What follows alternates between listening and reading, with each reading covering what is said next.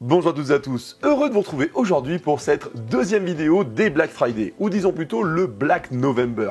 Un mois de dingue cette année, des messages de partout, n'hésitez pas à continuer, je réponds à un maximum de personnes qui sont pertinentes. Comme d'habitude, si vous avez besoin d'aide, n'hésitez pas à liker, vous abonner, me demander donc la taille de l'écran, le budget que vous avez et ce que vous voulez en faire. Avec ces trois éléments, bien évidemment, dans les commentaires, je vous aide à choisir votre meilleur rapport qualité-prix en termes de PC portable gamer ou pourquoi pas productif si besoin. N'oubliez pas que tous les produits que je présente sont en lien dans la description. Sans plus attendre, c'est parti. Et on commence d'abord par le Lenovo Lock 15 IA-X91. Donc c'est un 15 pouces cadencé jusqu'à 144 Hz, équipé d'un Intel Core i5 à l'intérieur. 24 Go de RAM, c'est un petit peu la spécificité, c'est assez rare, mais du coup ça veut sûrement dire qu'elle est soudée directement sur la carte mère. On est sur la DDR5 en 4800 MHz de taux de refresh, qu'on est pas mal, enfin de cadence en tous les cas. 512 Go en stockage SSD et à l'intérieur, petite spécificité, Intel Arc A530M avec un taux de TGP à 95 watts. Alors, pour vous situer un petit peu, l'avantage du Intel Arc, c'est que c'est moins cher que les Nvidia RTX. C'est un petit peu moins puissant, mais pas non plus dingue de différence. Typiquement là, par exemple, ce Arc A530M, donc pour la mobility, hein, c'est le M, ce Arc 530, en fait, en 95 watts, il s'équivaut quasiment à une RTX 4060, ce qui n'est pas déconnant du tout. Ça se place même très bien. Malgré tout, la 4060 sera légèrement au-dessus, parce que souvent, on est sur des 4060 en 105 watts, donc c'est là où elle va faire la différence. Malgré tout, pour le prix, c'est un super rapport qualité-prix au prix de 700 € tout de suite en plein Black Friday chez Darty. On continue, parce que bien évidemment, je parle de Black Friday. Avant de continuer, les Black Friday, on a le Black Friday qui sera vendredi, mais malgré tout, au-delà de ce Black Friday, ça y est, c'est parti, hein. Il y en a de partout. Il n'y aura pas forcément des promos plus intéressantes ce jour-là, donc on peut y aller assez aisément. Encore dans les petits budgets, 750 €, alors je dis petit budget, c'est quand même un budget quand même, mais petit budget par rapport au fait que si on veut faire du gaming avec ses PC, ça reste des petits budgets. Donc petit budget, le Victus 16, donc celui-ci j'ai présenté, représenté. L'avantage une fois de plus sur celui-ci, c'est qu'il a un joli pavé numérique, et ça c'est quand même cool, moi j'aime bien. Il a une note de 4,3 sur 5 sur 78 avis, ce qui est pas déconnant. Au prix de 750 €, on retrouve quoi à l'intérieur? Bon, bah un écran 16 pouces, ça c'est pas mal, en Full HD cadencé jusqu'à 144 Hz, ce qui est un beau taux de refresh. Ryzen 5 8640H à l'intérieur, 16 Go de RAM et 512 Go en SSD. Et surtout, qu'est-ce qu'on retrouve? C'est une petite RTX en 4060 dedans, qui est quand même pas mal. Hein. Pour un prix de 750 €, on se place super bien. Allez, on continue et on retrouve le Lenovo Lock 15 ARP9. Alors, je l'ai beaucoup conseillé à l'achat parce qu'il est vraiment intéressant. Si vous avez un budget un peu limité, en dessous de 800-900 €, il est super. Franchement, c'est sûrement dans ce prix-là la pépite un petit peu du moment et qui ressort assez souvent dans tout ce que je propose dans ces budgets-là. Parce que franchement, il fait le taf pour plein de choses. Pourquoi? Parce qu'il a un Ryzen 7 à l'intérieur en 7435 HS. C'est pas mal pour du productif, c'est très intéressant. Écran 15 pouces, 144 Hz de taux de refresh, c'est plutôt bien aussi. Hein. On est sur un écran assez mobile, donc là on est sur un PC qui permet d'avoir de la mobilité et ça c'est quand même cool si vous avez par exemple des études, si vous êtes dans les études, si vous devez bouger beaucoup de le boulot, etc. Vous avez quand même un PC qui est assez portable avec assez de puissance à l'intérieur. Alors attention, RAM 16 Go. Alors par contre, c'est de la DDR5 en 4800 MHz. Là, on le voit, RAM 2 x 8 Go. Donc si vous voulez passer en 32, il faudra changer carrément toute la RAM. Mais malgré tout, sur les PC portables que je vous propose régulièrement, où la RAM peut s'upgrade, je vous conseille fortement de profiter de l'occasion, quitte à démonter la RAM, changez-la totalement. Pourquoi? Parce qu'on est sur la 4800 en DDR5. Il existe de la 5006, de la 5004, de la 5008. Donc c'est des taux de cadence qui sont vraiment intéressants. Donc ça peut être intéressant de vraiment booster en mettant plus de RAM et plus de RAM puissante. À l'intérieur, donc SSD 512 Go, là pareil, ça peut se changer. RTX 4060 105 watts. Donc on est un petit peu comme la Arc de juste avant. En fait, c'est deux cartes graphiques qui se tiennent à peu près. Alors je dis à peu près, mais malgré tout, la RTX sera au-dessus. Donc pour moi, ce PC sera quand même mieux que le premier que je vous ai présenté. Malgré tout, les deux feront largement l'affaire avec des petits budgets.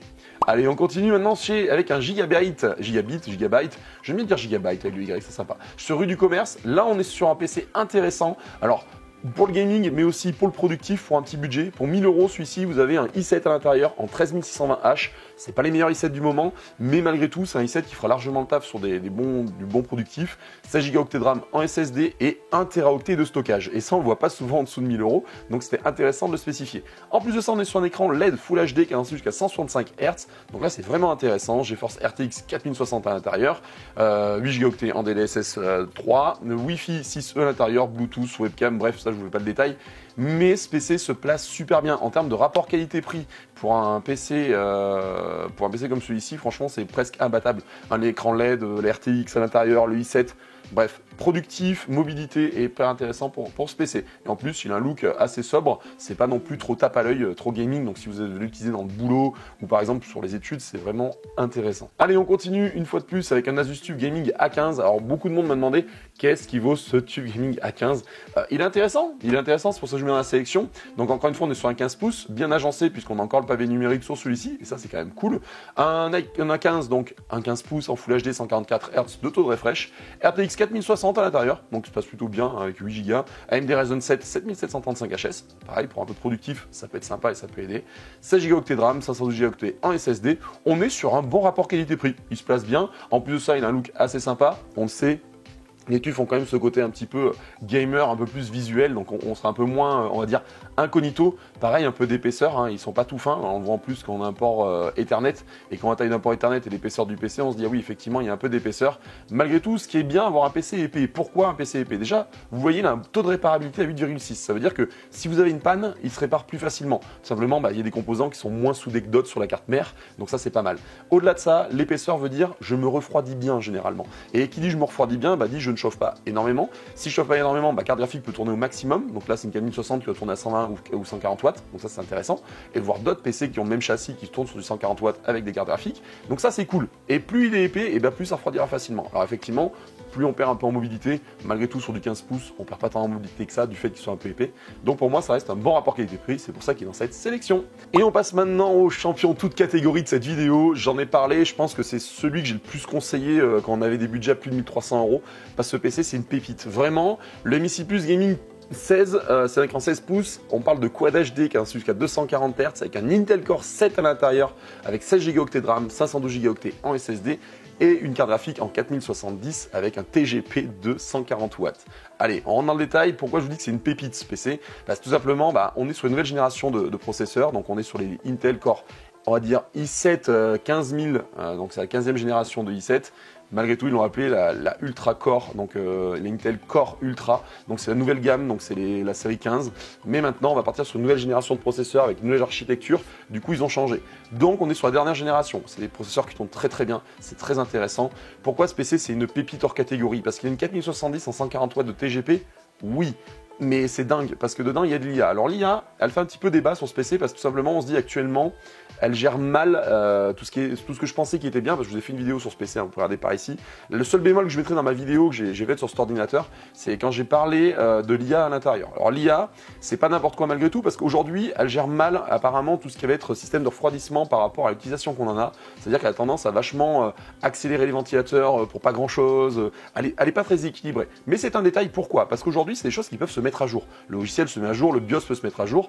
Donc, ce PC, si vous l'achetez, la seule chose qu'il y a à faire, c'est suivre les mises à jour. Et à un moment donné, cette IA, elle marchera. Malgré tout, si au début, ça vous va pas, vous la désactivez. Et franchement, désactiver, vous perdrez pas, on va dire, le PC, le fait qu'il n'y ait pas l'IA dedans, ne va pas, on va dire, c'est un peu overkill l'IA tout de suite, quoi. Voilà. C'est pas hyper intéressant de l'avoir tout de suite maintenant. Malgré tout, elle va être intéressante dans le temps avec des nouveaux jeux qui vont arriver, etc.